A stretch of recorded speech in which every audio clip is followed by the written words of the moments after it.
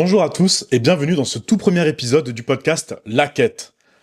Waouh, ça me fait quelque chose de dire ça, je suis trop heureux parce que ça fait longtemps que j'ai envie de vous proposer un format podcast. Et nous y voilà, les gars, tout premier épisode. Merci d'être là, ça me fait chaud au cœur. Je ne sais pas qui va écouter ce podcast, mais si jamais vous êtes là et que vous appréciez le contenu, je vous invite d'ores et déjà à le partager, que ce soit sur les réseaux sociaux, à vos amis, votre famille, à n'importe qui pourrait être intéressé, à également mettre un avis 5 étoiles sur Spotify, si vous l'écoutez sur Spotify, vous abonner, si c'est sur YouTube, mettre un commentaire, un like, bref, il faut que ce podcast soit écouté par le plus grand nombre possible, parce que c'est quand même le but. Maintenant, pourquoi ce podcast ? Les gars, vous me connaissez probablement d'Instagram, sous le nom de Oui Oui Baguette, maintenant renommé en Pierre Levray, parce que ça y est, je suis rentré des États-Unis, et oui, j'ai vécu là-bas pendant 2 ans. C'était une très bonne expérience, et j'ai commencé mes réseaux sociaux sous le nom de Oui Oui Baguette quand j'étais là-bas. Mais il s'avère que maintenant, je suis de retour en France, je vis une vie complètement différente, même si je reste la même personne. Et donc je me suis dit que ça serait sympa de proposer de nouvelles choses, et surtout de me renommer en un pseudo qui me correspondrait plus, donc Pierre Levray, tout simplement. Je propose ce podcast parce que je trouve que c'est un format très pratique.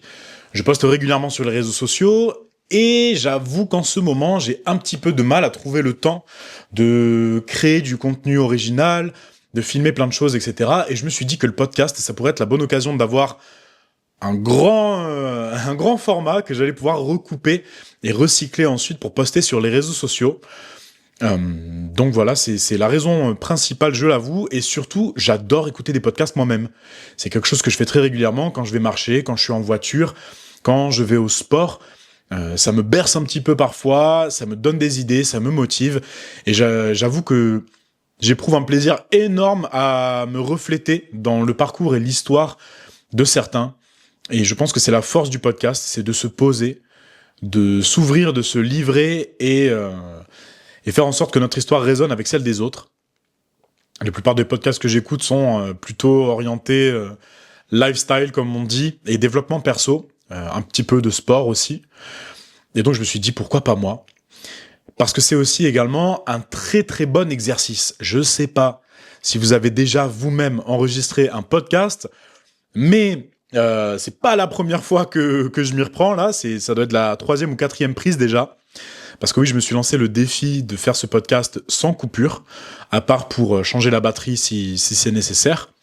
Mais c'est difficile de parler pendant 30 minutes, 1 heure, devant une caméra, seul dans sa cuisine, parce que oui, je filme ça dans ma cuisine, sans vraiment avoir de prompt. J'ai devant moi un ordinateur avec quelques points à aborder, mais c'est tout. Donc un excellent exercice pour travailler ma diction et mon aisance à l'oral aussi. Donc n'hésitez pas à me faire vos retours et me dire ce que vous en avez pensé. Si je dis trop de genre, de en fait, j'essaierai de me corriger pour la suite. Donc pour ceux qui ne me connaîtraient pas, je m'appelle Pierre Blum, j'ai 30 ans, et oui, ça y est, donc je suis né le 28 mai 1995, et depuis 2025, j'ai enfin 30 ans, cette année en 2026, je vais faire 31 ans, et j'avoue que ça fait quelque chose, donc j'ai accompli pas mal de trucs dans ma vingtaine, rien de bien fou, mais quand même de mon point de vue à moi, j'ai vécu des choses, et ce sera l'occasion d'en parler dans ce premier épisode.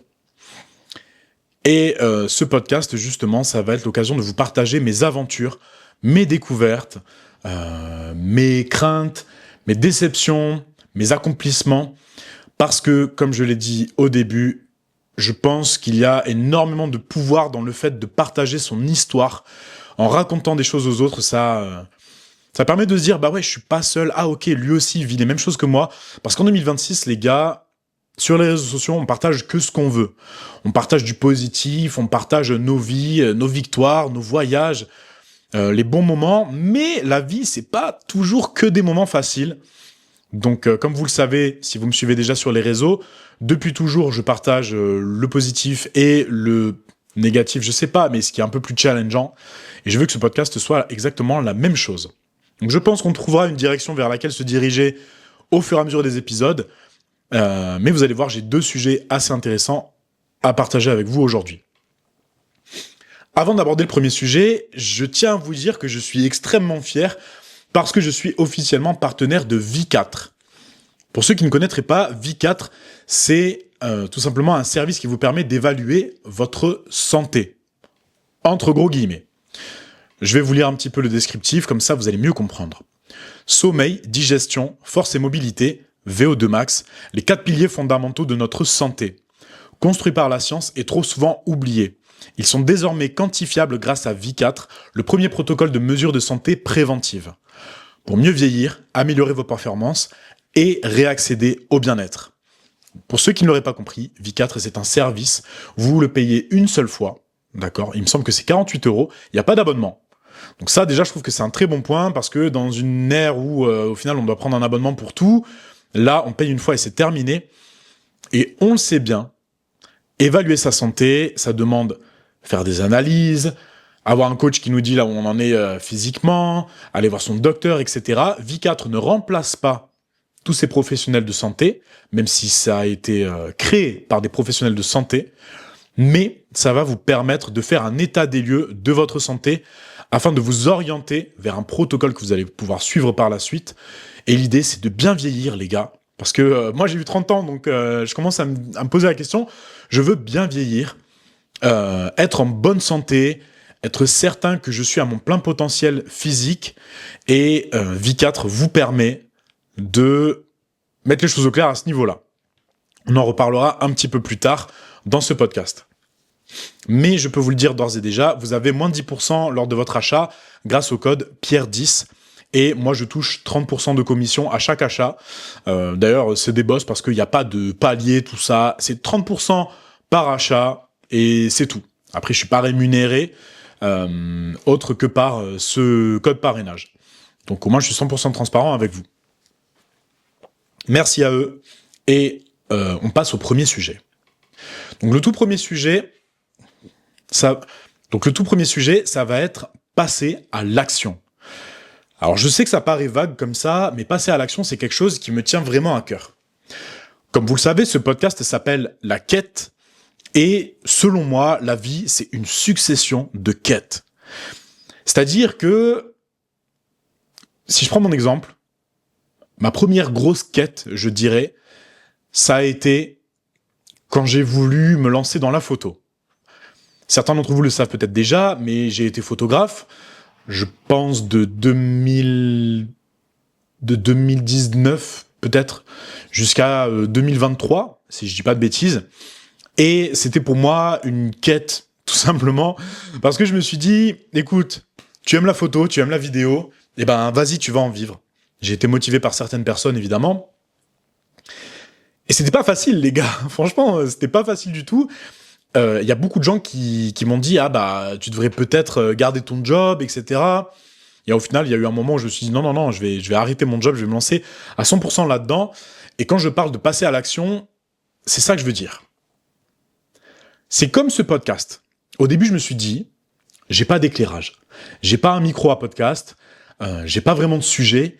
De quoi est-ce que je vais parler? Je sais pas comment partager mon podcast sur Spotify, comment ça marche, etc. Je vais attendre, je vais me renseigner et ensuite je le ferai. Non, je ne veux pas faire ça. Je me suis dit, si t'attends les conditions parfaites, tu vas jamais commencer. Donc je me suis dit, mets ton appareil photo, prends un micro, cravate, et c'est parti, enregistre-toi, mec. Ça va forcément être pourri au début. C'est comme les réseaux sociaux. Au début, ça va être pourrave, on va te critiquer, mais petit à petit, tu vas t'améliorer. Et donc, me voilà maintenant aujourd'hui. Et c'était exactement pareil, les gars, quand j'ai commencé la photo. Je me suis dit, j'ai pas de ressources financières, j'ai pas un matos de ouf, j'ai pas de contact, j'ai pas de clients. Bon, bah, on va commencer quand même. Et je pense que dans la vie, il y a énormément de personnes qui se mettent des bâtons dans les roues en se disant « Ouais, mais je commencerai plus tard. » Et en fait, il y a certaines phrases que je garde en tête tout au long de ma vie, à chaque fois que je dois prendre une décision, à chaque fois que j'hésite à faire quelque chose. Et une de ces phrases, c'est « Imagine tu meurs demain. Si demain je me fais renverser par une voiture, qu'est-ce que je vais me dire juste avant de prendre l'impact de la voiture avec laquelle j'ai un accident? Qu'est-ce que je vais me dire? Et je vous le dis, Si demain je me fais renverser par une voiture ou quoi que ce soit, ma dernière pensée, je pense, ce sera tout ce que j'ai voulu essayer de faire, tout ce que j'ai voulu faire, je l'ai fait. J'ai pas tout réussi, mais à chaque fois que j'ai eu envie de tenter quelque chose, je l'ai tenté. Et ça vous libère d'un poids de dingue. Et j'aimerais que vous vous posiez la question, que vous disiez, écoutez, si demain tout s'arrête, est-ce que j'aurais fait ce que je voulais faire de ma vie? Si la réponse c'est oui, dans ce cas-là c'est génial. Continuez. Si la réponse c'est non, je vous invite à vous poser les bonnes questions. Il y a beaucoup de monde qui pense que dans la vingtaine, par exemple, ce qui est cool, c'est de se trouver un travail, de mettre de côté pour plus tard pouvoir lancer ses projets. Pourquoi pas? C'est pas forcément une mauvaise chose, c'est pas forcément une bonne chose. Si ça vous convient et que vous êtes heureux comme ça, très très bien. Mais je sais que personnellement, je me suis toujours dit, si je fais ça, et qu'à 30 ans je meurs, j'aurais rien vécu. Ou pas grand chose du moins. Après, évidemment, tout n'est pas noir ou blanc. On peut très bien avoir un travail, mettre de côté et en parallèle, commencer certains projets. Mais j'avoue être partisan du « fais-le maintenant ». Fais-le maintenant parce que s'il se passe un truc demain, tu vas être deg. Et globalement, dans sa vie, c'est exactement la même chose. Quand vous serez sur votre lit de mort, à 99 ans, je vous le souhaite, ou 100 ans, j'en sais rien, et qu'on vous dira « alors, c'était comment ?»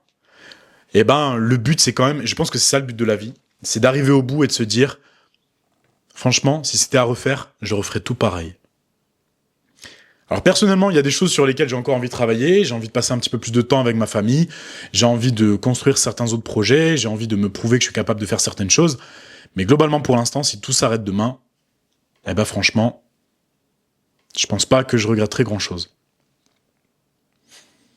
Donc j'ai commencé par la photo, comme je le disais, et la deuxième quête un petit peu de ma vie, ça a été les États-Unis. Et les États-Unis, au début, tout le monde m'a dit « Ah ouais, mais pourquoi ça ?» Et en fait, je suis parti là-bas parce que mon ex était américaine. Et donc tout le monde m'a dit « Mais t'es sûr, tu vas aller aux États-Unis, mais qu'est-ce que tu vas faire là-bas? C'est pas pareil, etc. » Et je pense que si j'avais écouté certaines personnes, je serais jamais parti. Je pense que je ne serais jamais parti parce que les gens pensent que c'est un pays de fous, etc. Et moi, je me suis dit « Mais je vais me faire ma propre expérience, je vais partir là-bas et on verra bien ce qui se passe. » Je suis parti là-bas. J'ai vécu 2 super années, même si c'était pas facile sur certains points. Et on s'est séparés plus tard avec mon ex, même si on est en excellents termes. Je me suis dit, je vais quand même rentrer en France parce que là, je sens que j'ai vécu mon truc aux États-Unis, j'ai envie de rentrer en France. Et figurez-vous qu'au moment où j'ai décidé de rentrer en France, donc tout le monde me disait d'un coup, ouah, t'as de la chance, t'es aux États-Unis, c'est trop bien, c'est trop bien. Comment ça, tu veux rentrer en France ? T'es fou, il faut pas rentrer en France, t'es un malade, tu fais une erreur, tu te rends pas compte de l'erreur que tu fais, enfin bref.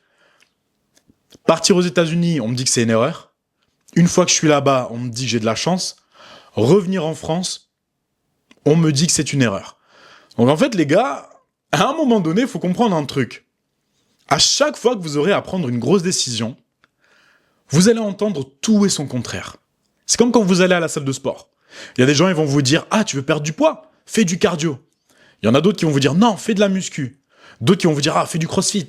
Non, fais de la course à pied. Non, fais ça. Fais du fractionné. Fais de l'endurance. » La seule chose qui est sûre, c'est que si vous partez dans une direction et que vous gardez votre cap, selon moi, vous ne pouvez pas vraiment vous tromper. Et c'est pareil dans la vie. Si vous commencez à écouter l'avis de tout le monde, vous allez être perdu complet. Écoutez-vous en premier. Écoutez l'avis de ceux qui vous inspirent. Voilà, comme vous le savez, on est toujours inspiré par des personnes qui ont accompli des choses et rarement par ceux qui se trouvent en bas de l'échelle. C'est malheureux, mais c'est vrai. Donc pourquoi vous accorderiez de l'importance à ceux qui sont inférieurs à vous, entre guillemets, en termes d'accomplissement? Et ça rejoint le dernier point dont j'allais parler, qui sont les réseaux sociaux. Les réseaux sociaux, j'ai commencé ça quand j'étais aux États-Unis. Et c'est exactement pareil. Je me suis dit, je suis français, je suis aux États-Unis, je manque de lien social, j'ai envie de parler un petit peu avec des Français, Et j'ai envie de créer du contenu, parce que la création de contenu, ça me manquait quand même pas mal. Donc je me suis dit, je vais commencer à faire des vidéos. Au début, pas beaucoup de vues. Des fois, des gens qui disent « Ouais, les États-Unis, c'est de la merde, on se fait critiquer. Ouais, tes vidéos, c'est pourrave. » J'en ai pas eu beaucoup, mais j'avoue que j'en ai eu quelques-uns. Et c'est pareil. Au moment où ça décolle, là, les gens me disent « Ah, c'est bien, t'as de la chance, ça marche bien les réseaux pour toi. » Est-ce que c'est de la chance ? Je ne suis pas sûr. Il y a toujours une petite part de chance, évidemment, dans la vie. Mais globalement, si vous avez une idée, allez jusqu'au bout. Les réseaux, les gars, je vois trop de monde qui se disent « Ah ouais, j'aimerais poster sur les réseaux, mais je sais pas, faut que je trouve un concept, faut que je trouve un format, faut que je trouve une façon de faire les choses, etc. » Et au final, ils commencent jamais. Mais les réseaux, les gars, moi j'ai fait plein de vidéos, elles ont flop total. Même récemment, j'ai une vidéo qui a fait presque 100 000 vues, celle d'après, elle a fait 8 000 vues. Ben, qu'est-ce qu'on fait ? On poste et on se barre. C'est tout. Je poste ma vidéo, si elle marche, tant mieux, si elle marche pas, tant pis, je passe à la suite. Pour l'instant, j'en ai posté 150 des vidéos, j'ai eu 16 000 abonnés en à peu près un an. Sur les 150 vidéos, il y en a peut-être la moitié qui n'ont pas vraiment marché. Mais il y a une autre moitié qui a bien marché et qui m'a rapporté des abonnés et de l'attention. Et ça, c'est ça que j'appelle passer à l'action. C'est le plus important. Faire quelque chose.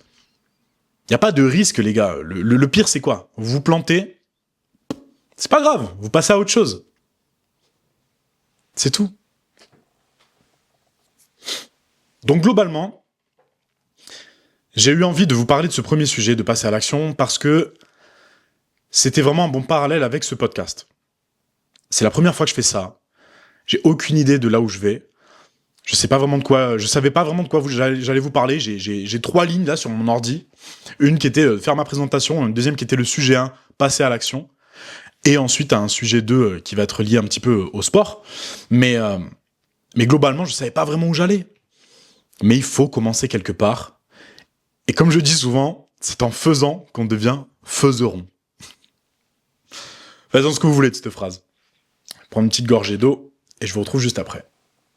Donc comme je vous l'ai dit précédemment, le deuxième sujet de ce premier épisode du podcast La Quête, ça va être le sport et la santé en général. Alors je sais les gars, ne fuyez pas.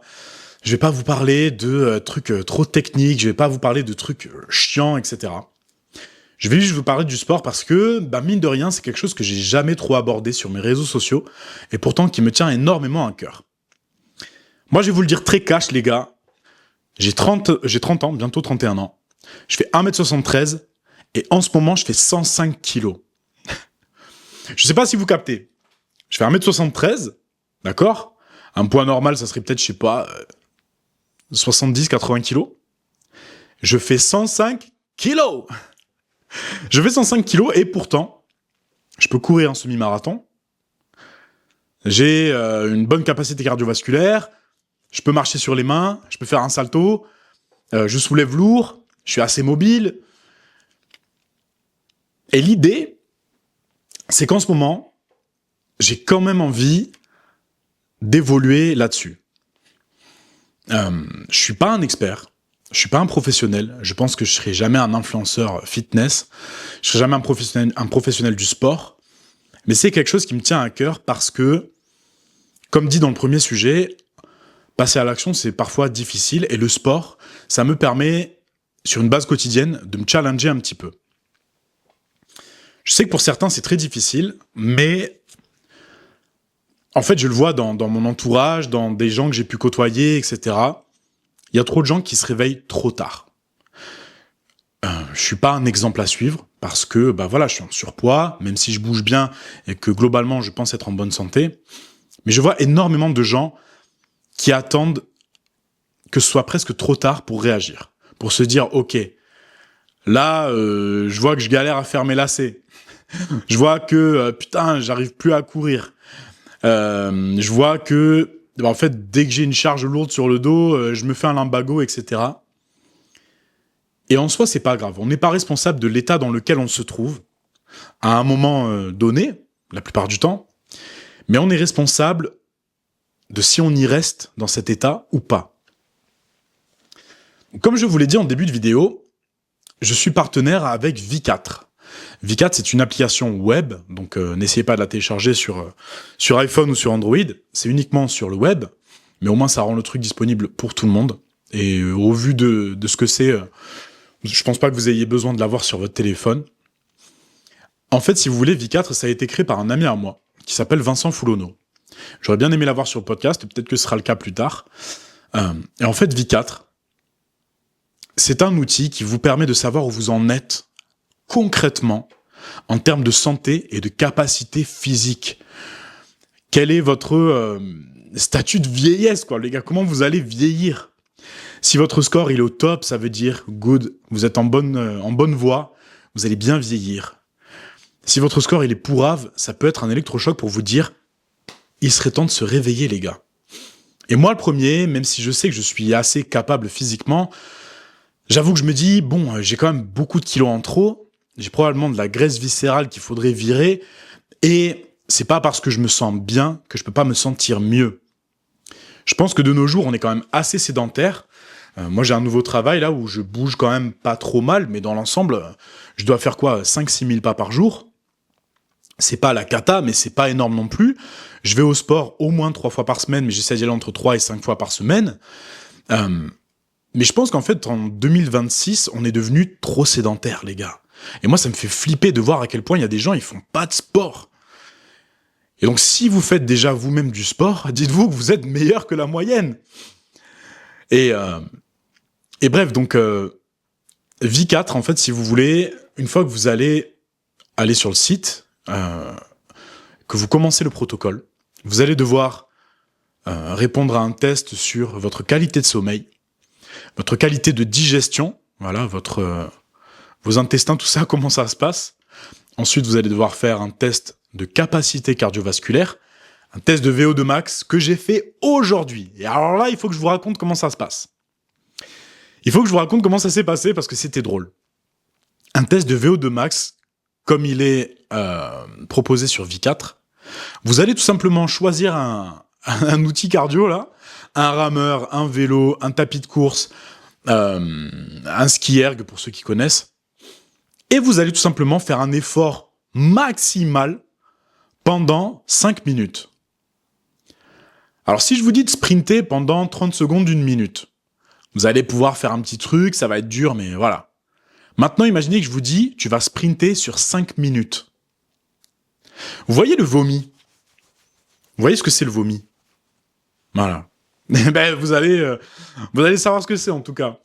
Faire un test de VO2 max, c'est vraiment pas facile, parce que vous êtes obligé de vous donner à fond, les gars. Si vous vous donnez pas à fond, les données elles vont être faussées complet. Et donc cet après-midi là, il y a à peu près 2 heures, je me suis installé sur mon petit rameur à la salle de sport, j'ai fait l'échauffement, et je me suis dit bon bah c'est parti les gars, faut y aller. 5 minutes, intensité max. Et bon, ça va, je suis content, ça s'est un peu mieux passé que ce que je pensais.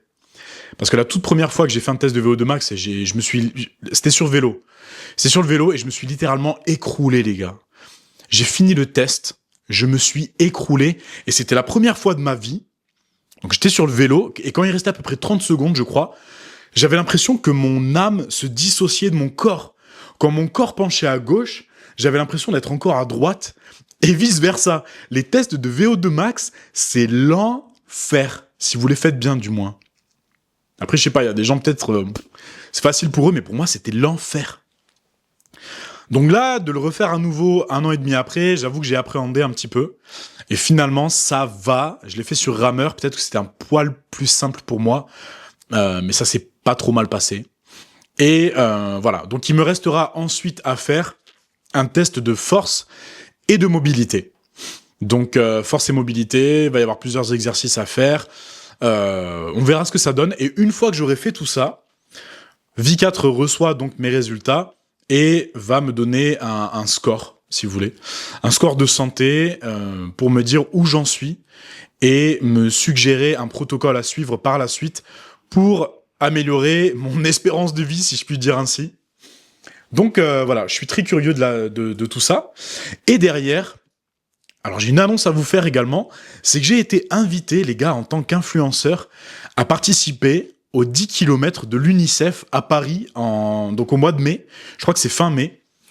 Et j'étais trop surpris parce que je me suis dit, putain, c'est la première fois que je suis invité à un événement en tant qu'influenceur. Et puis les 10 km de l'UNICEF, bon, c'est quand même pour la bonne cause, je trouve. Et 10 km, ça va. 10 km, je l'ai déjà fait plusieurs fois, j'ai déjà fait un semi-marathon.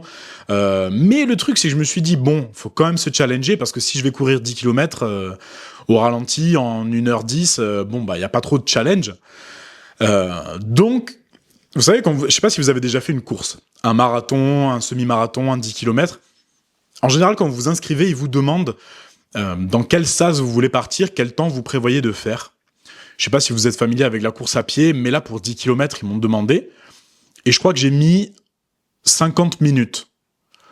Sauf que moi, le meilleur 10 km que j'ai fait de ma vie, je crois que je l'ai fait en 1h05 minutes. Donc, autant vous dire que là, ça veut dire qu'il faut que je le fasse en 15 minutes de moins. Et 15 minutes de moins, c'est quand même assez chaud, je pense. Sachant que c'est dans donc février, mars, avril, ouais, c'est dans 3 mois et demi à peu près. 3 mois et demi, 4 mois. Je pense que j'ai assez de temps pour me préparer. Mais bon, les gars, moi, je fais 105 kilos, quoi. Donc, même si là, j'ai pour objectif de perdre du poids, je pense que je me suis lancé un bon challenge, quoi. Donc, on va voir ce que ça donne. 10 km de l'UNICEF au mois de mai à Paris. Peut-être qu'il y aura d'autres influenceurs. Je serais trop chaud de découvrir qui est-ce qu'il y aura. Mais c'est un bon défi et j'avoue que j'ai jamais fait de course officielle, donc je stresse un petit peu. Je pense que doit y avoir un peu d'adrénaline quand vous êtes sur la ligne de départ là et que vous avez votre dossard et compagnie et qu'il y a plein de monde autour de vous. Donc on va voir ce que ça donne, mais je suis trop chaud, franchement. Ça va être une expérience de fou. Et j'avoue qu'après j'aimerais faire d'autres partenariats également. D'ailleurs, je sors un petit peu du sujet, mais je sais pas si vous-même vous avez des objectifs, des résolutions pour 2026, mais un des miens, ça serait que un de mes objectifs principaux, ça serait d'arriver en 2027 en ayant un revenu régulier avec les réseaux sociaux. Pas forcément un salaire complet, mais j'aimerais avoir un revenu régulier qui vient des réseaux sociaux. Parce que je me rends compte tout simplement que créer du contenu, ça me plaît, que j'ai compris comment ça marchait, et que tout simplement, bah les gars, on va pas se le cacher, ça paye bien, quoi. Franchement, je vais être honnête avec vous, j'avais fait une collab il y a quelques temps avec une marque de eSIM. Je sais pas si je peux dire combien ils m'ont payé, j'en sais rien, j'ai pas lu les clauses, mais une marque de eSIM. Je ne dis pas laquelle, même si beaucoup d'entre vous le savent.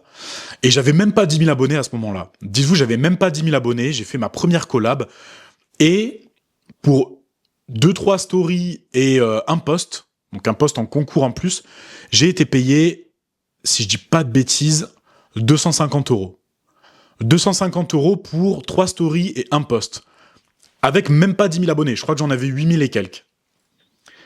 Donc derrière, en vrai, ça va, c'est quand même pas mal bénéf. Je me dis, déjà, si j'en cale, donc maintenant que j'ai 16 000 abonnés, si j'en cale 2 par mois, je pense qu'il y a déjà moyen, franchement, de se faire quasiment 1000 balles. Hein. Donc les gars, je suis pas là pour vous dire que le but c'est d'amasser un max de pognon, mais le but c'est quand même d'amasser un max de pognon. Parce qu'on va pas se le cacher, dans la vie, bien sûr, avoir un job normal, c'est cool, surtout si ça se passe bien. Et Dieu bénisse, en ce moment, ça se passe bien pour moi. Mais franchement, vivre de la création de contenu, ça me ferait vraiment trop kiffer. Parce qu'il faut savoir que ça fait depuis que j'ai, je crois, 18 ans que je crée des vidéos. Au début, je postais sur YouTube, c'était des trucs de famille, d'amis, etc. Mais voilà, ça fait plus de 10 ans. Ça fait 12 ans maintenant que je crée du contenu.